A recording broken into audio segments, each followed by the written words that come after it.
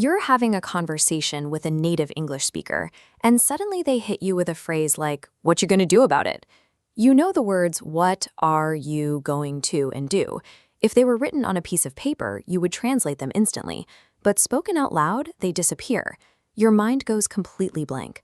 The sentence hits you as a single rapid-fire wall of sound, and your brain scrambles to find where one word ends and the next begins. This happens because years of staring at vocabulary lists and flashcards simply do not prepare you for the blended reality of spoken English.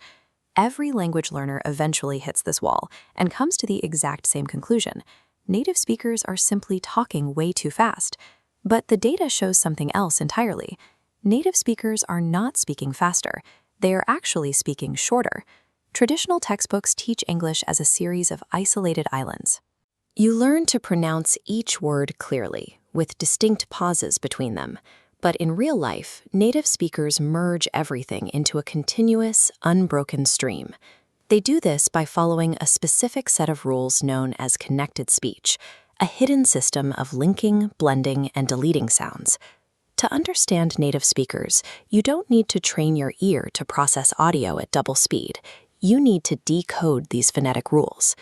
The entire system of connected speech is driven by one core linguistic principle. Native speakers are inherently lazy. When speaking, the mouth is always looking to expend the least amount of energy possible to finish a sentence.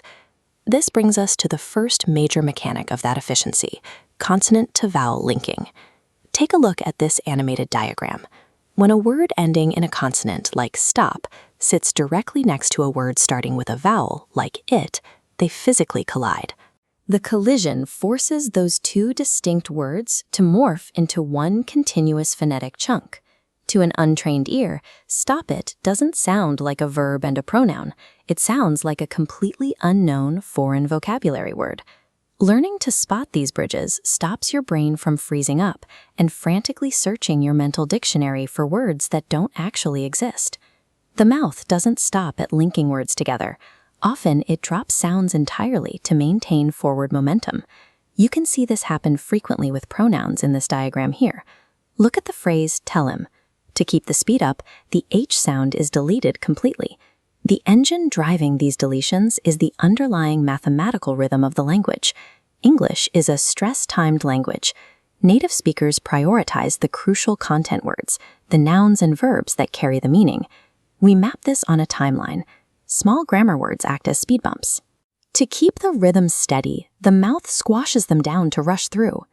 Native speakers are simply gliding from one large content spike to the next. The distinct boundaries of those squashed birds in between are completely ignored. The unique rhythm of English physically forces these words to collide and break apart.